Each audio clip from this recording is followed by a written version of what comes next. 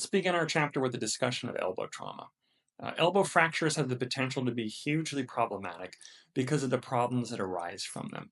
Loss of range of motion is at the top of our list here, and for good reason. Let's take, for example, elbow flexion and elbow extension. If you look up in textbooks the functional range of motion needed for flexion and extension of the elbow, most sources will say 30 to 130 degrees of excursion is needed. Full range of motion, by the way, should be 0 degrees to 150 degrees of flexion. So this woman, for example, is using a significant amount of elbow flexion to operate her handheld device. And from eye judging in here, it looks like her right elbow is flexing perhaps 120 degrees. In order for this woman to brush her hair or to get food to her mouth or brush her teeth, for example, it's certainly understandable that at least 130 degrees of elbow flexion would be a necessity. If this woman even had a small loss of motion in her dominant elbow here, imagine what she would be doing to get the food to her mouth. I've seen plenty of patients in the past who would do things such as craning his or her head forward as a compensation. And think about what that's going to do long term to this patient. We're going to see things such as neck pain and even possibly cervical disc pathology. Here we have a patient in the clinic who sustained a very involved fracture of the elbow area. You can see here that there is swelling in the elbow, forearm, and hand. And with your observation skills here, note the elbow contracture. And more importantly, note how this elbow contracture is affecting this patient's shoulder. From the looks of it, this patient has about a 60-degree lag in her elbow extension. If you look what this is doing for a second, look what this is doing to the head of the humerus. We can readily see here how the head of the humerus is being translated forward. In these types of cases, the longer a patient has this type of contracture, the more likely the shoulder is going to be drawn forward, and in many cases the neck is going to become an issue because of abnormal pulling of the scapular muscles on the cervical spine. So what factors can contribute to this problematic stiffness and lack of range of motion that occurs in the elbow from a fracture or from another trauma? There are many things that can happen, but first, one possible reason could be a physical block or physical blocks that occur either from the way that the bone or joint surface heals or by hardware that orthopedic surgeons surgically place in to stabilize a fracture in question. So in order to appreciate how this might present, let's take a look at some illustrations to review the anatomy of the elbow and the joint surfaces involved. As part of our anatomy review, we will look at the elbow at first from a few different perspectives, starting with our anterior view of a right elbow. As you can see here, I've drawn out the humerus in yellow, the ulna is in purple, and the radius is outlined in orange.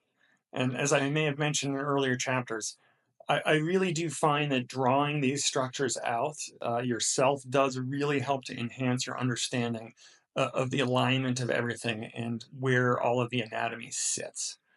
Notice that there's a bit of what we call a carrying angle to the elbow in the drawing. A normal carrying angle is about 5 to 15 degrees. And you can see from this drawing that the ulna and the radius make an angle that bows slightly outward. Now focus your attention on the fosses, or perhaps fossae for a minute, which are those divots in the humerus that I've denoted with those little parallel lines.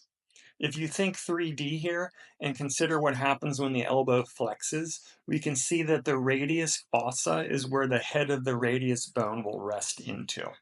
And the coronoid fossa is roughly where the coronoid process of the ulna will rest into. The capitulum, or it might be pronounced capitellum, I think it's capitulum. The capitulum is the smooth and rounded lateral end of the humerus that articulates with the head of the radius. You can visualize the head of the radius gliding over the capitulum as the elbow flexes.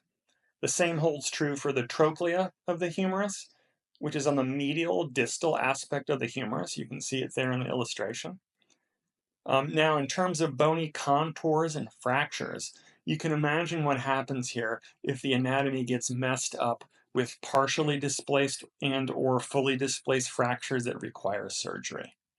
If the coronoid process of the ulna or the head of the radius fractures, for example, the ability of the elbow to flex to end range may indeed become an issue because of the changed contact with the joint surfaces. The same would hold true for fractures of the capitulum and the trochlea. Here's our drawing of the same elbow, but a posterior view. Notice here that I believe I have made a small error in terms of the overall angulation of what I drew in there. This right elbow appears to lack the carrying angle that I had in the previous slide. Apologies. As I mentioned in an earlier chapter, draw this stuff out, and even making mistakes like that and understanding that really enhances your understanding. So in this right-sided elbow posterior view, we have the humerus in yellow, the ulna in purple, and the radius in orange. Note in this vantage point the olecranon fossa on the posterior surface of the humerus. This affords space for the olecranon process of the ulna to rest into it with elbow extension. And you can guess what can happen with messy olecranon fractures of the ulna that require wiring and plating. If the joint congruity becomes less than ideal, we're going to have an issue with elbow extension. Here's a lateral view of the ulna, and I drew this just to give us an appreciation of how the olecranon hooks behind the distal humerus into that olecranon fossa. Take a second to appreciate that ulnar notch. The olecranon, and the coronoid process. It comes as no surprise here that the ulna has much more of a solid attachment to the humerus than the radius does at the level of the elbow. You can also see that radial notch that I drew in there, where the cylindrical head of the radius fits neatly next to the ulna. When pronation and supination motions occur, you can picture the head of the radius just spinning or rotating in place and maintaining its position with that notch. Now I've put these two illustrations next to one another so that we can get an appreciation of how the bones articulate with one another. We once again have the ulna at the bottom of the illustration and the posterior view of the elbow in the top illustration. Take the ulna in the bottom illustration now and mentally turn it so that the ulnar notch is turned away from you. You should be able to stick that ulna right into the orientation of that purple ulna bone in the top drawing. And see how the radial notch turns upwards to meet the head of the radius? You can also get appreciation of how the olecranon and the ulnar notch fit into the distal humerus. As a rule of thumb, I tell patients that if a fracture has occurred in or near the joints of the elbow, it's always a good idea to get a current x-ray. I do see some patients who had elbow fractures years ago who come in for treatment for an elbow that seriously lacks ranges of motion into flexion and extension, etc. These people, in my opinion, should have a current x-ray, even if the initial x-ray was clear. If a surgeon needed to place pins or plates or screws or whatnot, there's a possibility that the hardware might have shifted over time, and we want to know that. Hardware has the potential to be a physical block to end ranges. And we, of course, do not want to force an elbow into full extension when there is a physical block in place. This is going to cause inflammation, and it's likely going to cause the elbow to become even more stiff. Fractures that don't involve open reduction and internal fixation may also show osseous growth of bone over time, which may affect the contouring of one of those joints that we just talked about. So with all this in mind, let's take a look at a radiograph of a young adult male who had a previous elbow fracture and a current elbow contracture. Note how we have centered in on the articulations of the radius, ulna, and the humerus. Our radiologist consultant has given us the following interpretation, and I'm reading this verbatim. Poor visualization of the coronoid process of the ulna. This looks irregular, probably due to an old healed comminuted fracture with possible spur formation. There's also good visualization of the olecranon and humeral joint up to but not including the coronoid process. This may just be secondary to overlapping bony structures, but small intra-articular fragments cannot be ruled out on these views. This may require follow-up studies, such as a CT scan with arthrography. So given this information, do we think it would be a good idea to do a lot of focused work on end range mobilization and stretching? Um, based on what I've just read, and in my opinion, probably not. I would start this person on active range of motion, and I would give the prescribing physician a call and confirm that elbow mobilization and substantial stretching are indeed a good idea. Now let's address what the other possible impediments to motion could be if we've ruled out bony incongruity, etc., as outlined from our first bullet point. Soft tissue structures are almost always involved whether or not we have a bony problem. Hopefully many of you remember from your physiology texts just how quickly soft tissue structures can adaptively tighten when they're not moved.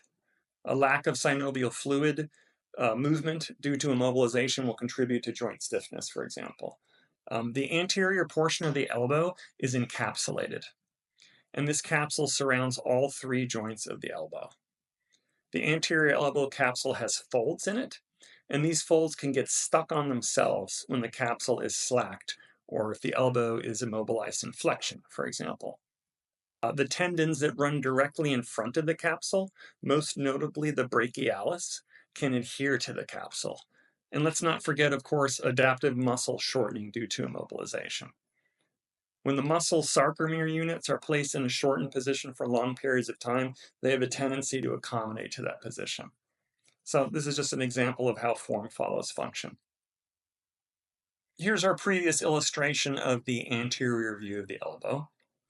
What we're going to do now is add in layers of anatomy to this. I've added in the elbow capsule in pink. And if you look closely, you can see that the pink does extend over the proximal portion of the ulna as well. Meshed in with the elbow capsule are some of the other important ligamentous structures of the elbow. The annular ligament surrounds the head of the radius and helps to hold it in place.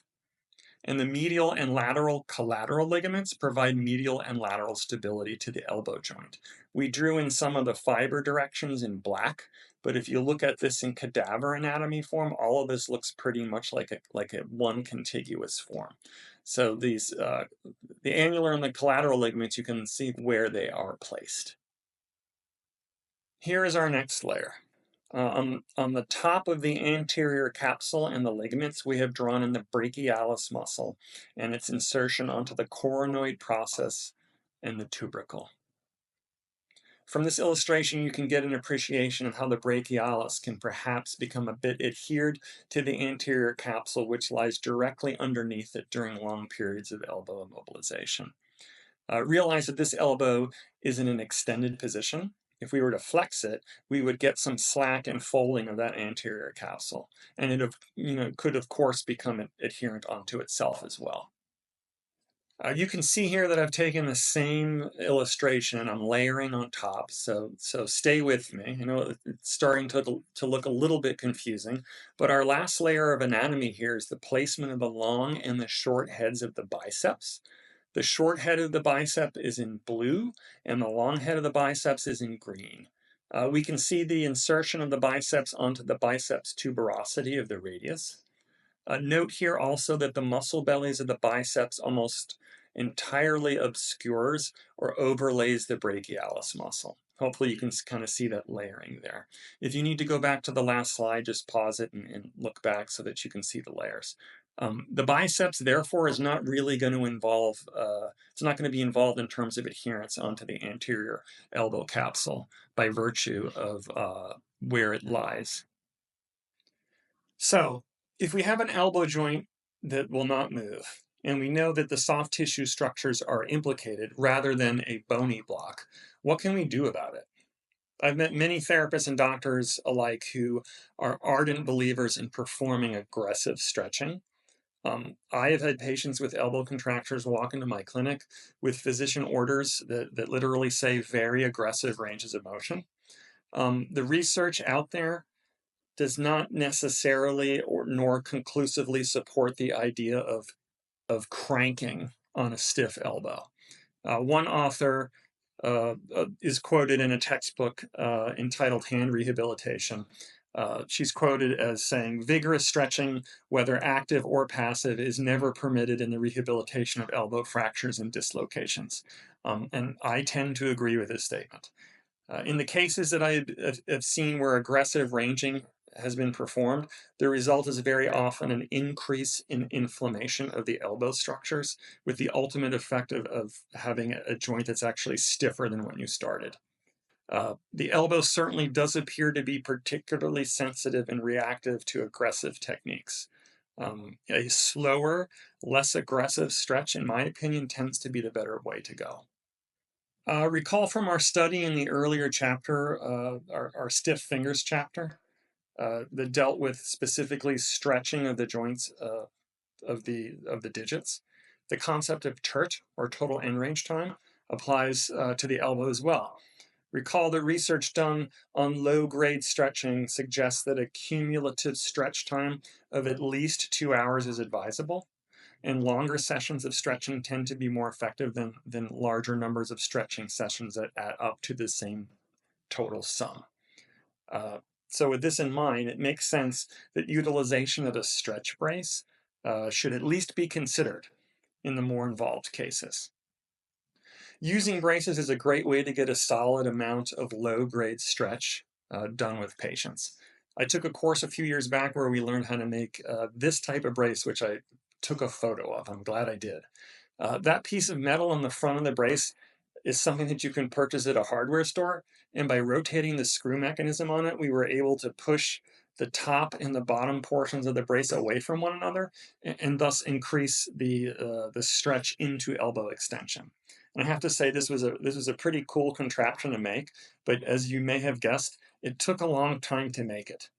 And my takeaway from this splinting lab was that it was going to take many, many repetitions of me making this type of brace to get it even close to being truly functional.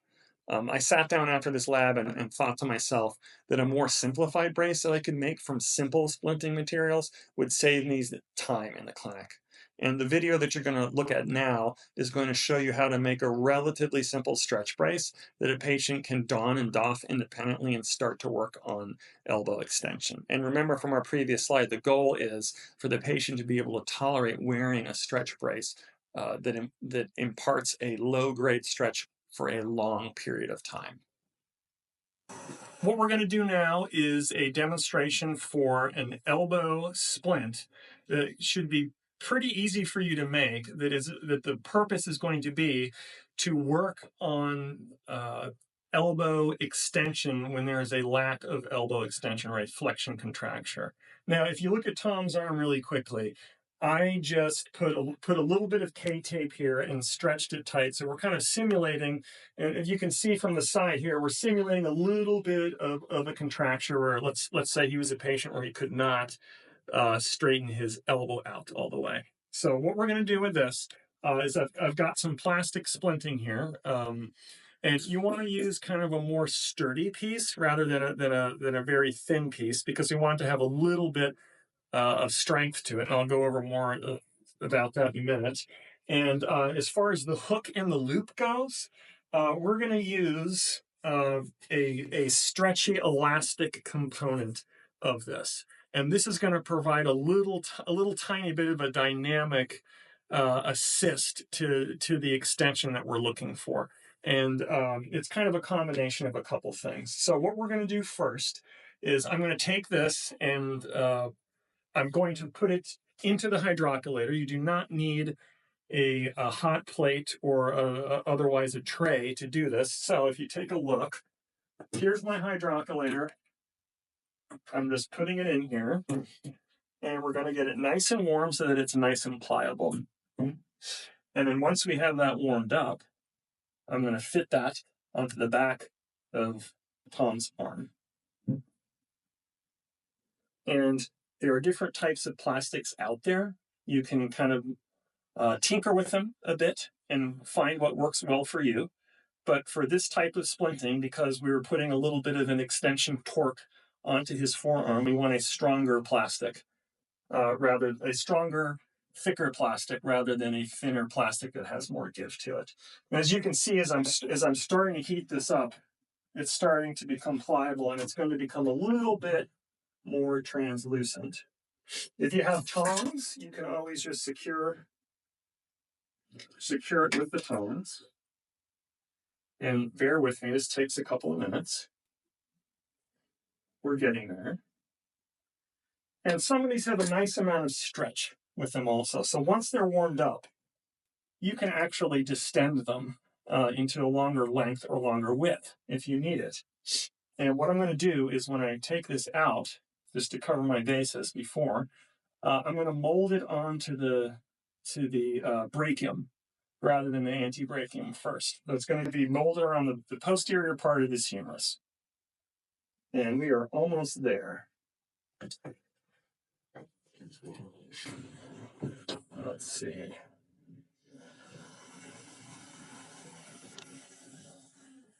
Now what I'm going to do is that once I've got a nice little translucent coloration to this, see how it stretches out a little bit like so. I've distended it.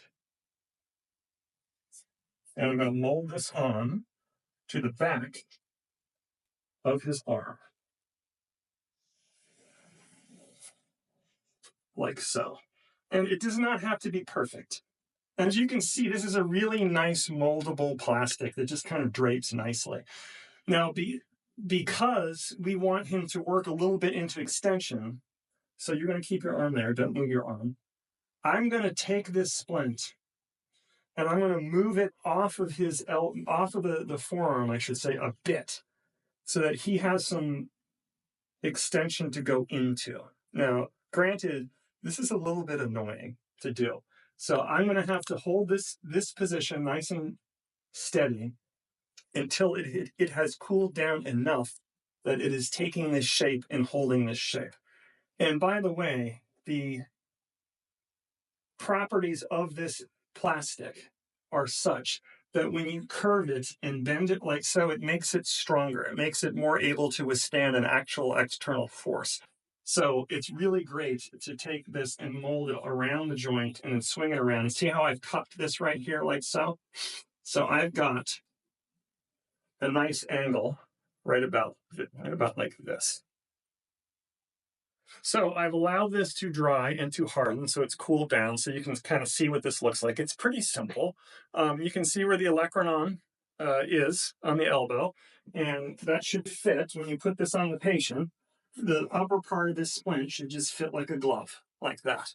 So what we're going to do basically with this is that we're going to have the Velcro hook and loop up here, and then we're going to have the Velcro loop and hook down here. So what I'm basically going to do, and if you have a heat gun, you can heat the surfaces of this, and to make the Velcro stick better, I'm going to score it with scissors, like so. And I'm going to forego the heat gun demonstration. It's not, you don't absolutely have to do that. It just helps for this to stick a little bit better. So I'm putting this up pretty high. And I'm going to put 2 strips just because for the patient's comfort or the patient's ability to use this splint. If they have 2 pieces up top and 2 pieces down low, they have a little bit of play with it. And plus, this is a pretty broad piece that hooks onto it. So I want to make sure that they have a little bit of room to play with. So I'm putting 2 up high. And I'm going to put 2 down low. And once again, if you're using a heat gun, you can score the plastic with the scissors, like so.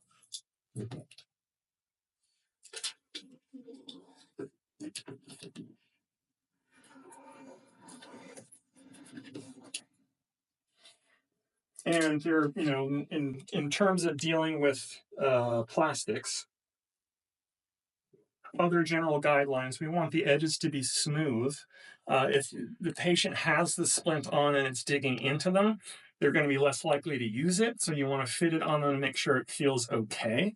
And you can use the heat gun once again and just kind of heat the sides of the splint, and then take your fingers and just kind of smooth it out like that. So it'd be heat with the heat gun until the edge of the splint turns a little bit translucent or transparent, and then you would just smooth it down. I would show it to you, but it would add another 10 minutes to this video, and I'm sure you wouldn't be that thrilled with it. So now we've got this.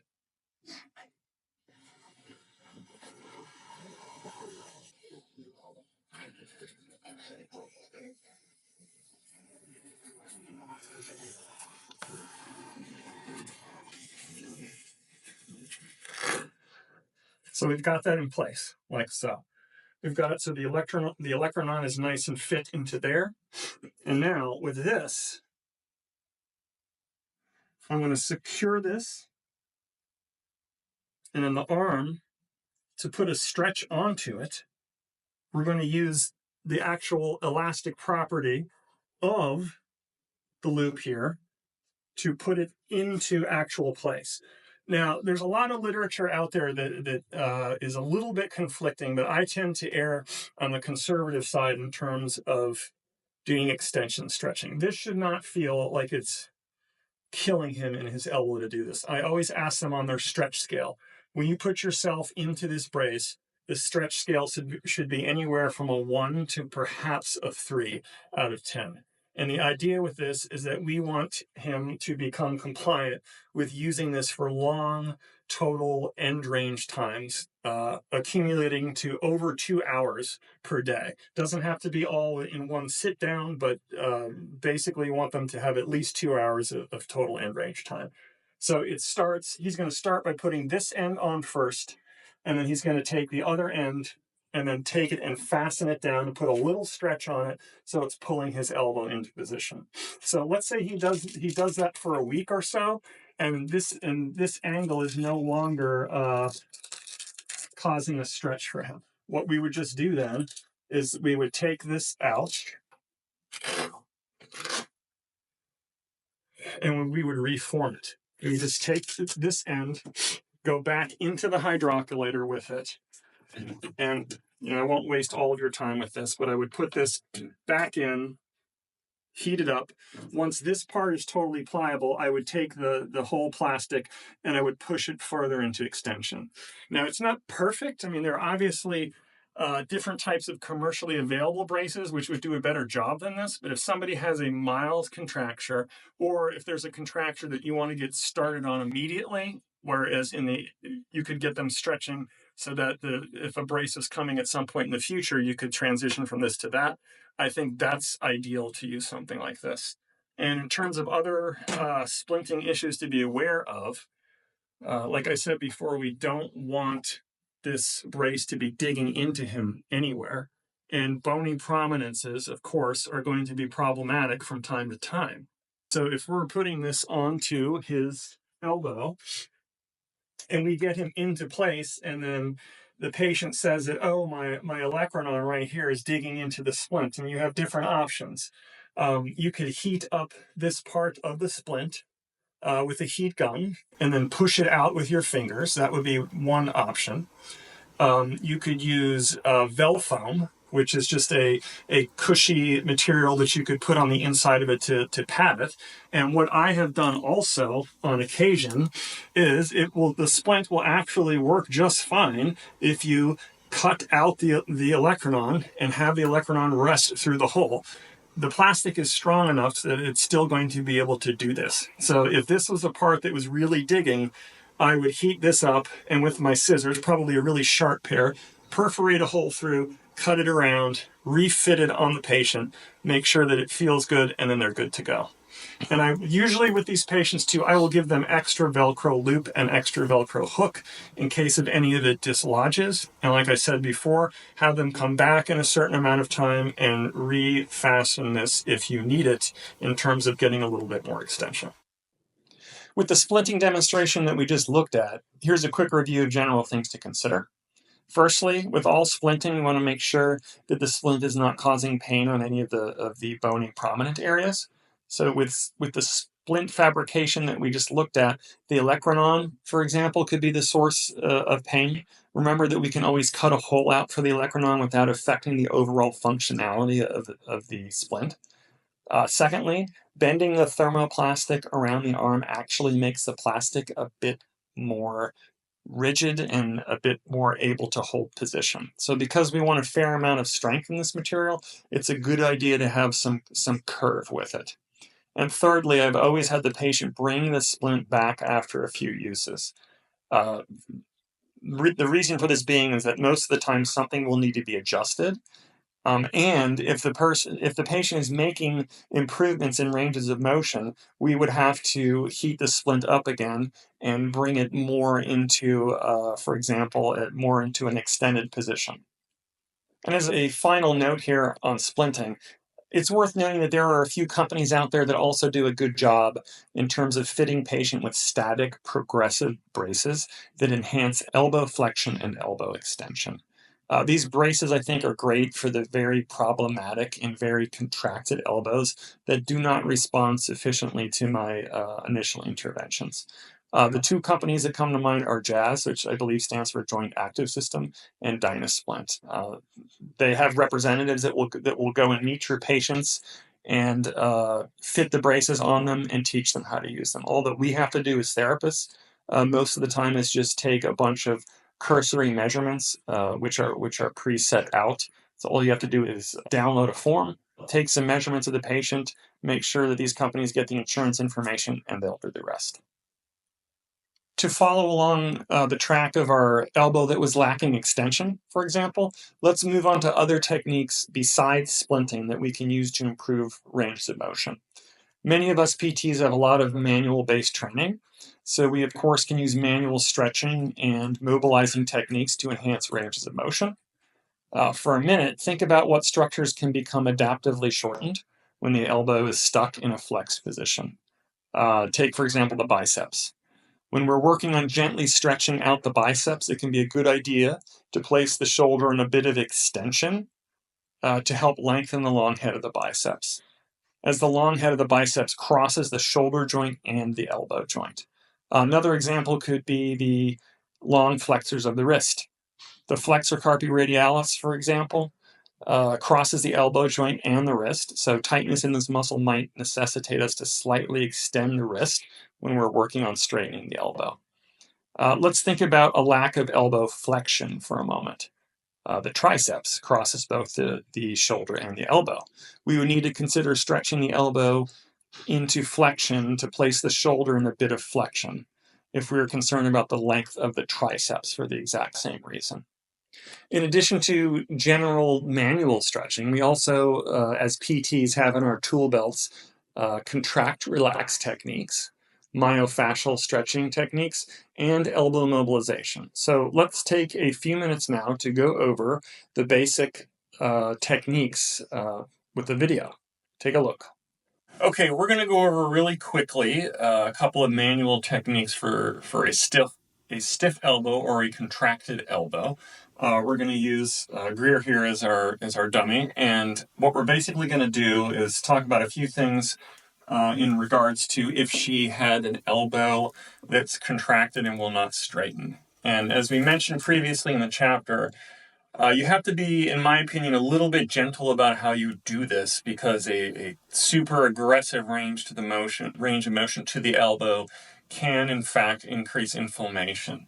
What I'm going to do is place a pillow first under the arm like this, and it depends on the degree of contracture, but you want the patient obviously to be comfortable when you do this. Let's say if she was contracted, let's say about this amount. Can you move an inch away from me, Drew? Thanks, yeah.